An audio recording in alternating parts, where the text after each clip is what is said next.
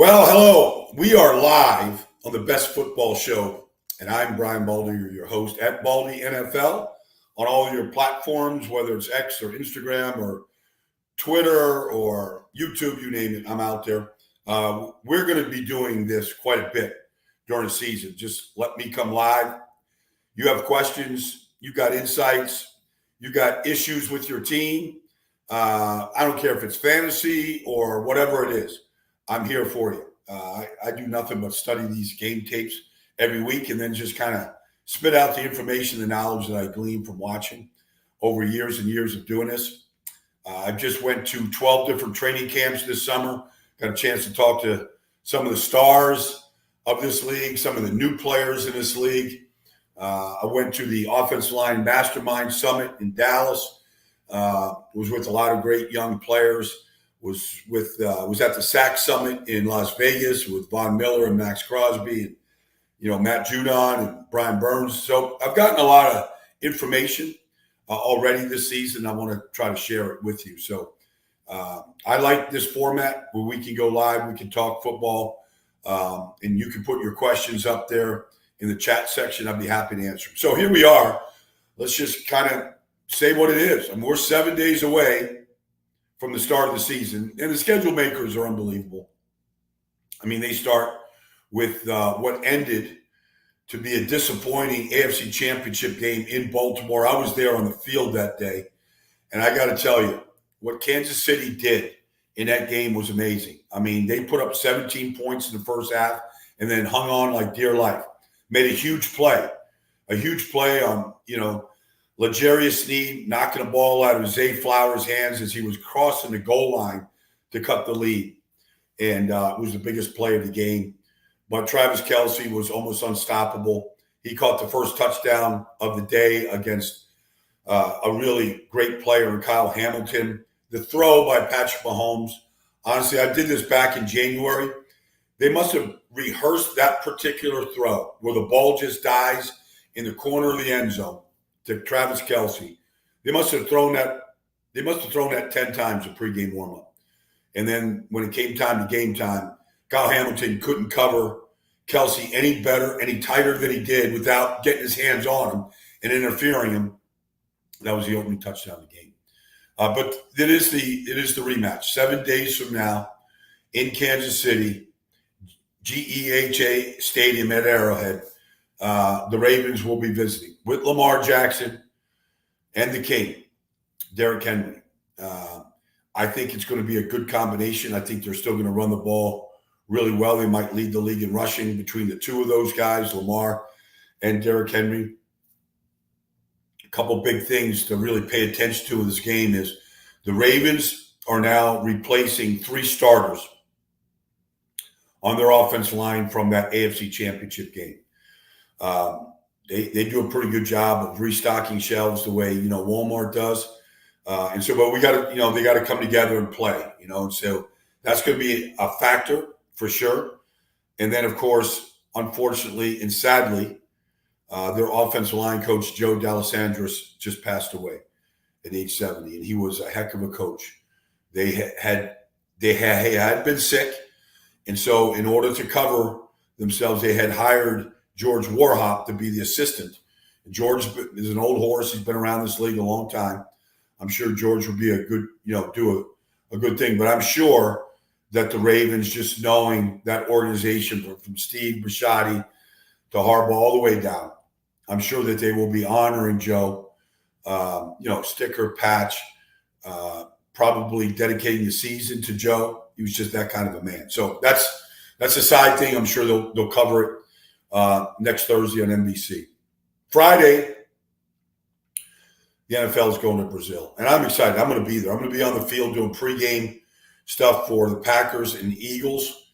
The Packers are one of those teams and the Eagles are one of those teams that decided not to play their starters in preseason. And so, in fact, the Packers quarterbacks that played in preseason just got released, and they traded for Malik Willis. He's now the backup to Jordan Love. So, I mean, it's going to be 2 teams that basically said, okay, we'll scrimmage. We'll do all this stuff. We'll do all these rehearsals. But we're going to put our starters out there week one. Now, to do it week one, next Friday night, 8 days from now, to do it Friday night in Sao Paulo, Brazil, in front of what will be a World Cup atmosphere crowd, like that's a lot. There's going to be a lot of noise. There'll be a lot of horns blowing. I mean, it's going to be difficult to conduct cadences, and you're going to have to go to silent. I just know it. I've been down to Brazil too many times. World Cup games, Pro Beach Volleyball Championships, you name it. I've been down there.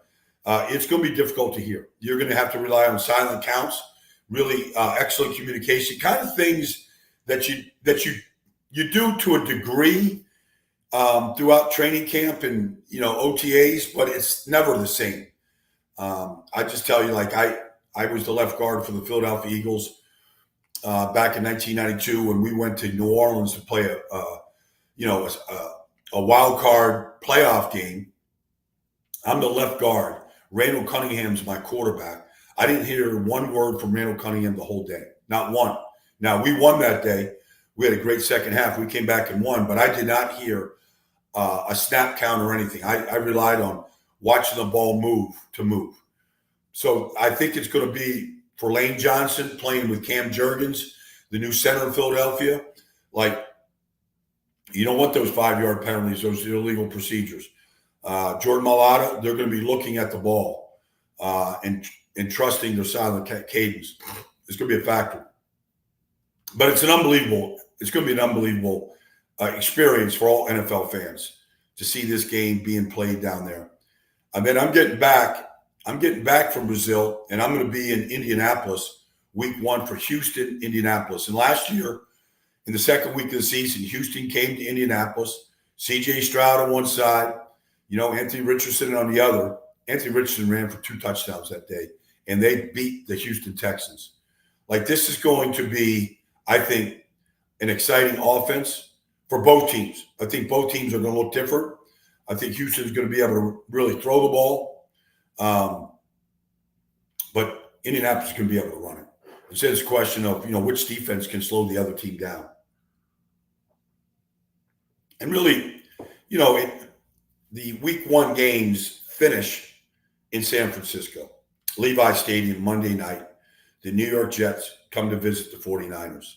It is going to be another amazing atmosphere. The 49ers coming off a disappointing overtime Super Bowl loss, great game. They were down there knocking on the opening drive of overtime with a chance to score, and they had some miscommunication up front on their offensive line, and Brock Purdy wasn't able to find Brandon Ayuk, who was wide open in the end zone, had beaten L'Jarius Sneed. It could have been an opening drive touchdown in overtime, and who knows what the result would have been. Anyways, the 49ers are scrambling right now with basically 11 days, actually 10 days to their opener against the Jets. And they're without Trent Williams at this point, and they're without Brandon Ayuk. I think they can survive week one without Ayuk. I don't think they can beat the Jets without Trent Williams. The record says they're not nearly as good. I mean, they're 3-7. Trent Williams has been there for 4 years. They're 3-7 when Trent Williams isn't in the lineup. Last year, with Trent out of the lineup against Cincinnati and Minnesota, they were a 17-point offense. And Christian McCaffrey struggled. He ran 27 times and gained 99 yards in those 2 losses. I mean, he averaged just a touch over 3 yards a carry. They couldn't get the running game going. The protection wasn't good. They were a 17-point offense. They need Trent Williams. And he's not looking for a little bit of a bump. He just saw Christian Darrisaw. He saw Penei Sewell. He saw some Tristan Wirfs. He saw 3 young tackles all get paid where they're all making more than he is. And he's sitting there in Longview, Texas going, I'm the best left tackle in football, and he's the best left tackle in football. He's the best lineman in the NFL. He just is that good. He's just that steady, consistent. And in the run game, I love Lane Johnson, but Trent Williams, I love Penei Sewell. I love Tristan Wirfs. I mean, these guys are great players, all of them, and deserving. And so is Darisaw. None of them are Trent Williams. Their offense looks totally different. So that's kind of like the week one landscape. I know Arizona goes to Buffalo, and you go through the schedule. I mean, there's no bad games week one, and everybody wants to get off to a good start. But honestly, and the Steelers are going to the Atlanta Falcons. I thought I was actually going to get that game. When the schedule came out, I thought that's where I was going to be calling. Talking to Colin Williams Jr. here, was asking me about the Steelers and Falcons. And the prediction, well, we saw what Mike Tomlin said yesterday. Russell Wilson's his starter. All right. They wanted him to be the starter. He was in the pole position. Now he's starting. So Russell Wilson is going down to Atlanta to take care of business. Now, storylines are storylines. They're just that. Kirk Cousins gets his first start for the Falcons. He was brought there. In fact, Raheem Morris said when he got the job in Atlanta that he wouldn't be in Atlanta if it wasn't for poor quarterback play, because the team around the quarterback is pretty good. And now they've added Justin Simmons to go with Jesse Bates, the best safety combination in all of football. Those two guys have 50 combined interceptions. And now you add Matt Judon. And Matt could have gone other places. He went to Atlanta. Like, this is going to be a very good team. And so the Steelers are going to march out a great defense. There's no way around it. I mean, TJ is going to be healthy.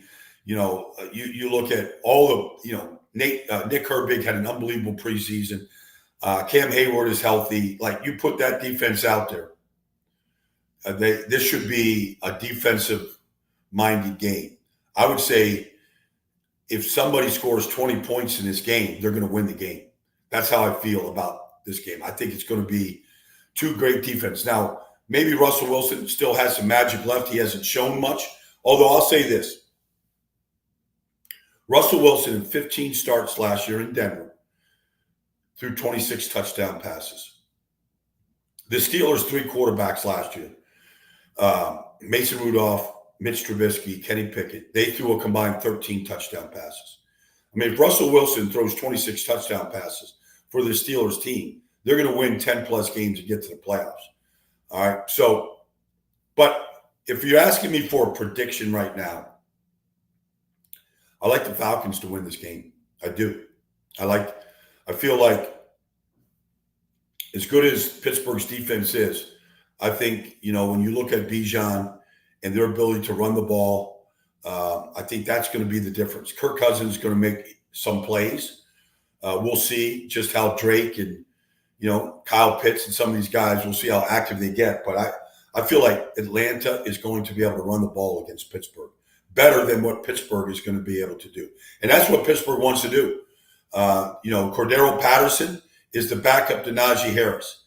And so you look at that, and Cordero was in Atlanta last year. I'm sure he wants to go out there and show the Falcons that he should still be a Falcon.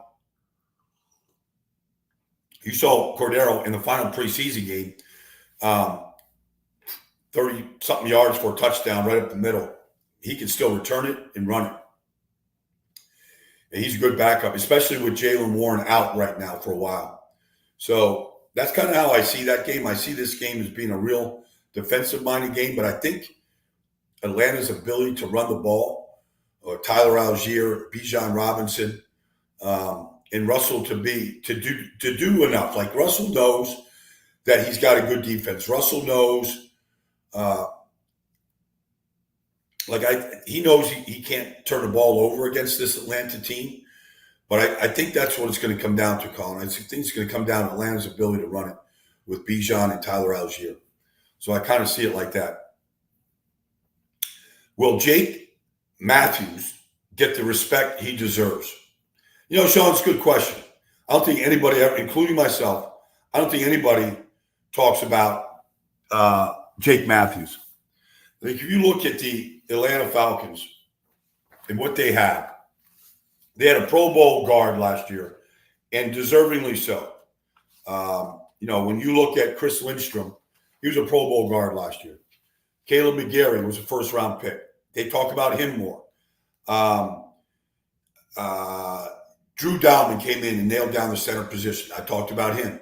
I feel like Jake Matthews never gets talked about, which is probably a good thing. Obviously, he comes from great bloodlines, okay? The Matthews family was an amazing, Bruce Matthews, 20 years, Clay Matthews, 20 years. I mean, amazing, amazing pedigree. But probably the best thing you could say about Jake is you never talk about him, which means he's probably not committing stupid penalties, which he doesn't, which means he probably lines up most weeks, which he does. I could look it up real easily, but I can't think of Jake Matthews missing many games in his career. He's now entering his 10th year, 11th year in the league. 11 years, and I don't think anybody talks about him. And honestly, if you're an offensive tackle, outside of getting your money and I think he's on his third contract, I believe. Outside of getting your contract and getting your worth from the team, which is the most important thing, probably the best thing that you could say for an offensive tackle is nobody ever talks about you. If that's happening, you're probably not getting your quarterback sacked for fumbles and probably not giving up, not getting beat by Alex Highsmith, who he'll see a great deal of this weekend, or Nick Herbig, who he'll see. You'll see both those guys. Both are really good pass rushers. Jake Matthews, if you don't hear Nick Herbig or Alex Highsmith's name, that means Jake Matthews is doing a good job. And he'll probably, and if Atlanta wins, he'll probably find his way into Baldy's breakout. But it's a great question, and it's one that really is kind of a mystery. As I can't remember Jake having to hold out to get his money ever.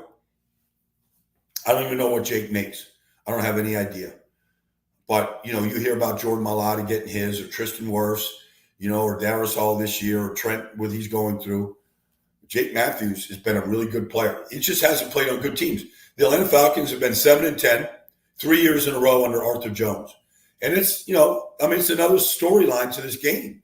Arthur Jones, former head coach of the Atlanta Falcons, coming to Atlanta in his first game as the offensive coordinator of the Steelers, going up against his old team. So, the Falcons, at times they played really good football, but they were 7-10, 3 years in a row. And you just saw Desmond Ridder get cut by the Arizona Cardinals. I mean, he wasn't good enough. Taylor Heineke wasn't good enough. Matt Ryan at the very end of his career, wasn't Matt Ryan that we were used to seeing. So that's why they drafted Drew. It's why they drafted Michael Penix Jr. Anyways, Jake Matthews. Will Jalen Carter be the next unstoppable defensive player in the league from CE? On this podcast yesterday and on others, I think that the guy that will make the biggest defensive jump in this league this year is going to be Jalen Carter. If you just looked at Jalen Carter, forget about football. If you just looked at him, that's a perfectly constructed defensive tackle. I'm not going to compare him to Howie Long. But if you look at Howie Long, one of the reasons that made Howie great was he had, for a guy that was 6'5", he had a very short, powerful lower body. He didn't have these long legs on 6'5". He had short legs, long torso, and he was thick. Jalen Carter, I don't know how long his legs are, but from the waist down, he might have the best lower body base of any defensive tackle. And then you look at his natural power that he has, and it showed up a bunch last year. He started off like gangbusters. I probably broke him down every week for the first 10 or 12 weeks of the season. And he seemed to trail off, as the whole team did, in that, collapse where they went 1-6 down the stretch. And he wasn't as dominant. He didn't make the same type of splash plays as he did. But I could see Jalen Carter. First of all, it's hard for defensive tackles to get 10 sacks. It just is. I mean, you're getting double teamed a lot. He's going to get double teamed a lot. There's going to be a lot of attention. They're going to slide the protection to him, all that stuff. But I would expect Jalen Carter to have no less than 10 sacks this year. Now, it helps if you get really good Bryce Huff and Josh Sweat and some of these guys coming off the edge are screaming, and Jordan Davis stays on the field for longer than he has and stays healthy. And the depth behind him, Tui Pelotu, and some of the guys they have, Milton Williams, like it helps it if you have a good rotation. There's no reason. And look, Vic Fangio's the new defense coordinator. That's great. He's an upgrade over what they did a year ago. But they have a new defensive line coach, and coaching matters. And so I want to see Jalen Carter's I want to see his talent unleashed is what I want to see. I want to see this guy play. Usually it takes a year for most great defensive linemen to leave their mark, to really learn the game. I think you can go back and you can look at Khalil Mack or Aaron Donald. Like they weren't putting up 12 or 15 sacks a rookie year. Almost nobody does. It's rare. But usually they make a big jump. The great ones make a big jump between the first and second year. And I feel like Jalen Carter has the ability. And in all phases of the game. A guy reads blocks. If you try to reverse shoulder block him, he's going to come right through you.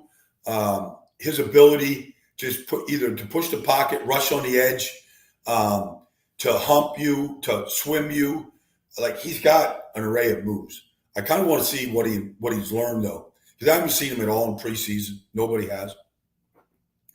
But we're going to know pretty quickly in Brazil against the Packers, who have a new defensive coordinator, Jeff Heffley, and are now a four-man front. We're going to see, Jalen Carter against an offensive line of Green Bay with Josh Jacobs and their ability and their interest in their game planning to run the ball. We're going to see what Jalen Carter has to say about that. So what do I think? BG thinks big. BG, thank you. What do I think of the Chargers defense this year? Well, first of all, I think John Harbaugh, I think he's going to make a huge difference. I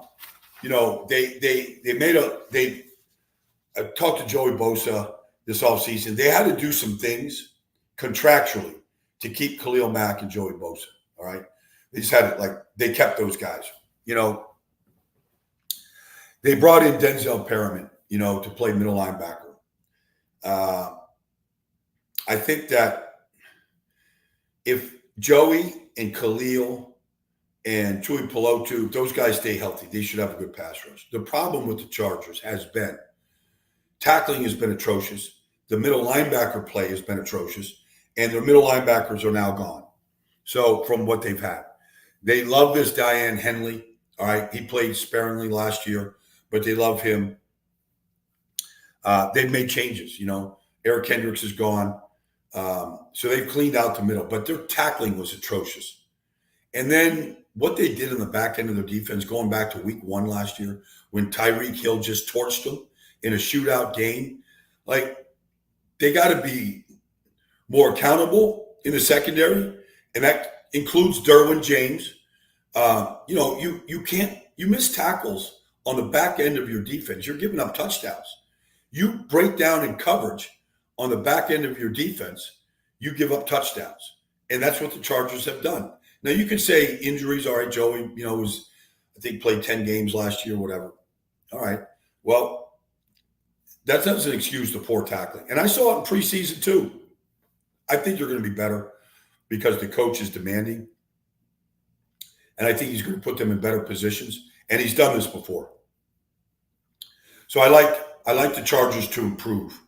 Obviously, the offense has to be a lot better. They got to run the ball better. Joe Alt will help that. If they start scoring points better than they did a year ago, the defense could have a chance to play with the lead.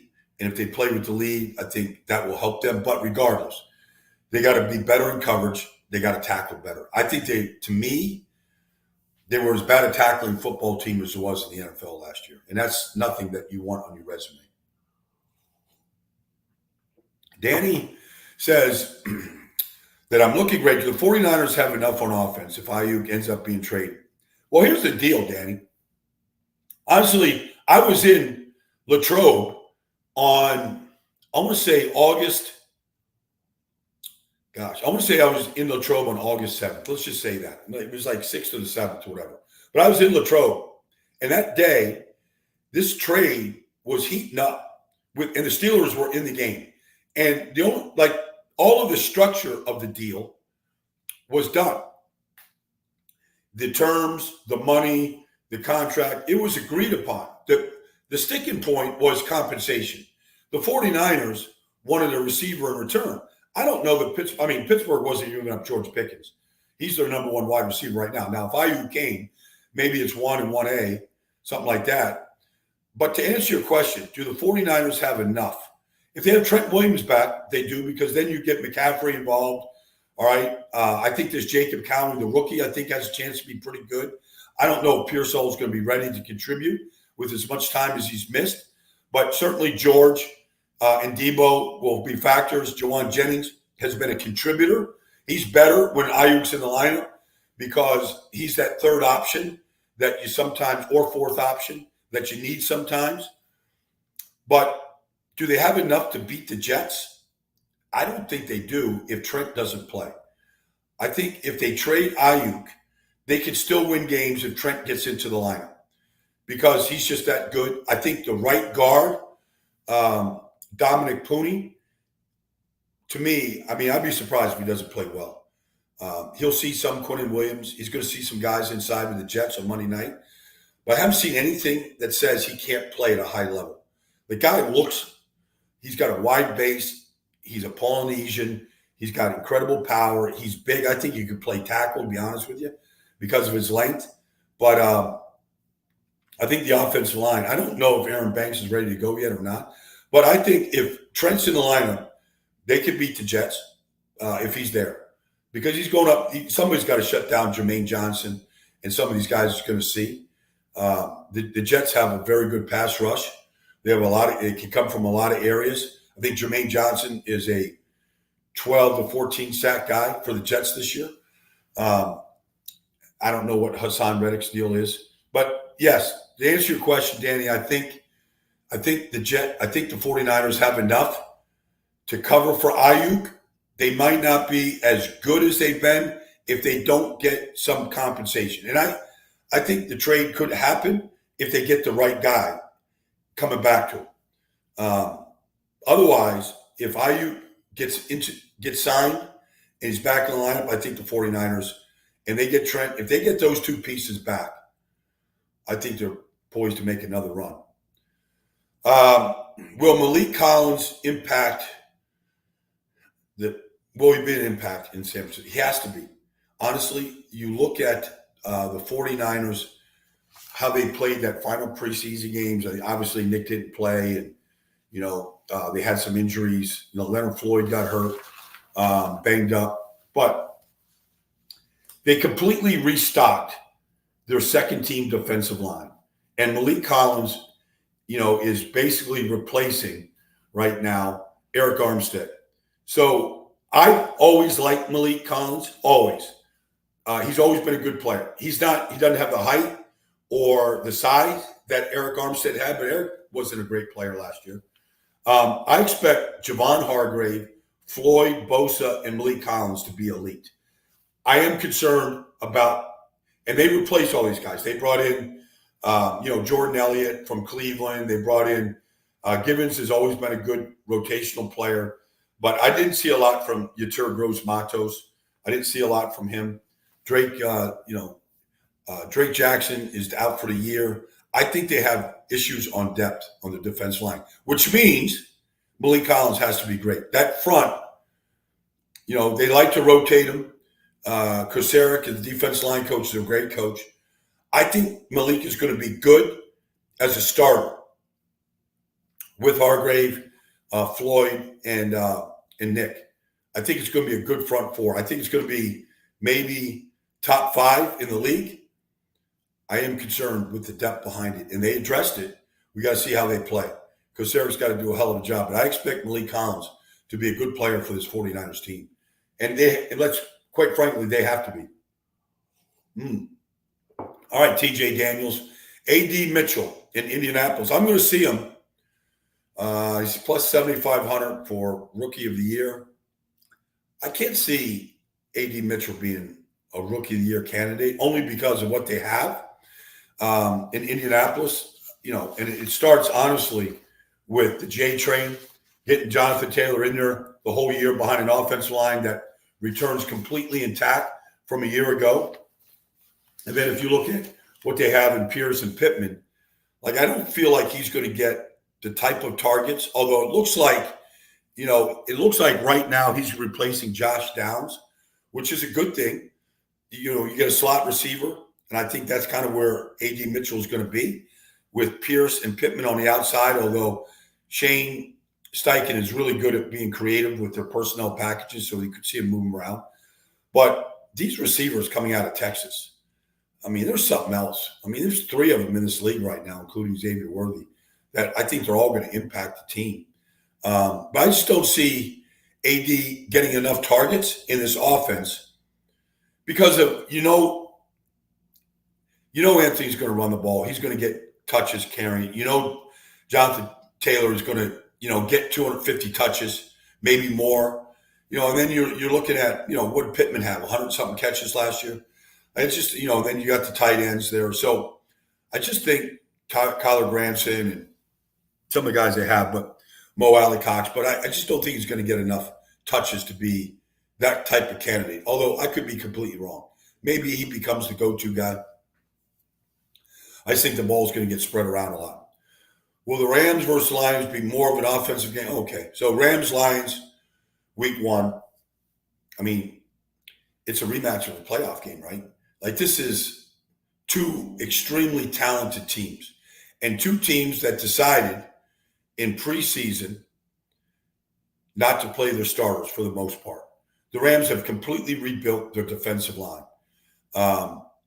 And so we got a lot of young players. But I did see Kobe Turner coming back for a second year. Byron Young and Kobe Turner had 17 sacks last year as rookies. You look at what they have right now, it could be the youngest defensive line in football. They've rebuilt it. But then they're going up against an elite offensive line in Detroit. Elite. I don't think it's going to be a defensive-minded game. I think both teams rely on their offenses more. Now, the Rams, I don't like this. We're 9 days out from the start. They had 3 offensive linemen, including Rob Havenstein. They had 3 guys go down in the first week of the season, preseason. So they haven't played. I don't know what the health of those guys are right now, but I know Kyron Williams is the real deal. And we saw what Puka was last year. You saw where Cooper Kupp is a captain of that team. And Sean McVay is calling plays. So in Detroit, you look at Jamison Williams in year 3 with a full offseason, which he didn't have a year ago because of the suspension. But you saw Jamison Williams on that opening drive against the 49ers take that reverse right to the house. And then Jahmyr Gibbs, he might be the most explosive. Him and Devon Achane might be the most explosive backs in this league right now. I think this is going to be an offensive-minded game. 2 really good offenses, and that's a question. And look, love them or whatever. You've seen Dan Campbell. If it's 4th and 3, he's going for it. That's not going to change just because it bit him against the 49ers in their comeback. He's not going to change his approach. So, he's going to keep that offense on the field as much as he can, when he can. They want touchdowns, not field goals. If they settle for field goals last year in the championship game, maybe they win the Super Bowl. But they're that good. That's a stacked roster in Detroit, but the Rams are going to compete hard with the 49ers for that division. So I think it's going to be an offensive game. Why wouldn't it be? 2 really good quarterbacks. 2 quarterbacks taken number 1 in the draft. 2 quarterbacks that are having great careers. 2 quarterbacks that had to go someplace else to have real success, consistent success. And that just happens. That's the NFL. But I think Jared Goff and what they have right now in Los Angeles, I think it's pretty special. The Dolphins' offensive line has struggled with short yardage on the ground on third and fourth downs. Well, Stephen Goodwin, it's funny you say that because they rely. Mike McDaniel, I'm just going to say it. The guy's a genius. He's talented. And his pre-snap motions, his formations, how he runs the ball does produce explosive runs. I mean, they just get people out of position. They get them thinking. They give them a lot of eye candy. But when it's short yardage and goal line, you need a yard. You really can't trick teams very often. And I do think it's an issue. And I don't know. They lost Robert Hunt, who's probably the most powerful offensive lineman. Obviously, Teron Armstead is a great player. He's just missed a lot of games. I don't know. Liam Eichenberg, I think, is the new center right now. I think he's a good. I think he's okay. I don't think he's great. Maybe he becomes great, but I think they're still going to have issues in short yards and goal line. Obviously, Tua is not a quarterback sneak guy the way some guys, Josh Allen is, and Jalen Hurts is. That's not really his game. Tom Brady was the best of all time, and so and their backs aren't big; they're fast, and so Raheem and Devon and this Jalen Wright's going to be a force. Alec Gold's their fullback, but he's not really a ball carrier. So I think that they will still. I think they're still going to struggle. And look, and if they do struggle, then Mike's not going to run it on third and fourth down and one. He's going to throw it. He's going to find a way to get the ball to Tyreek or to Jalen, in the slot or fly sweeps or whatever the case is. He's going to find different ways to do it. And, he brags about Tua's accuracy, and he is very accurate. Put the ball in his hands and let them go get the yard. I think that's what is going to happen because I don't see things changing up front for him. Well, the Giants' offensive line, I thought in that second preseason game when Daniel Jones threw those interceptions against Houston, I thought the takeaway in that game was they protected Daniel Jones really well. Now you could say, okay, they didn't see a lot of starters out there, and that's all true. Danielle Hunter wasn't out there. Some of Will Anderson wasn't there. Now that's true. But Jermaine Oluminar is the right tackle, and he's a very steady and consistent player. He's not dominant, but he's a conscientious player that's played well with the Raiders 2 years in a row. I expect him to play well. Aaron Stinney looks like he's nailed down one of the guard spots. If John Michael Schmitz can stay healthy, and it's been an issue. He got hurt last year, opening game of the season. He got hurt in preseason this year. He got hurt in the preseason game this year. If John Michael Schmitz can stay healthy, and Andrew Thomas just be Andrew Thomas, John Runyon play his role, they have a chance, I believe, to be the best offensive line they've had on, in this regime. I believe that. They can be pretty good. And so, like all offensive lines, they have to stay healthy. I don't think they have great depth at any position. Andrew Thomas told me that he's now on his fifth offensive line coach, Carmen Priscillo. He's on his fifth offensive line coach in 5 years. Like, it's been an issue.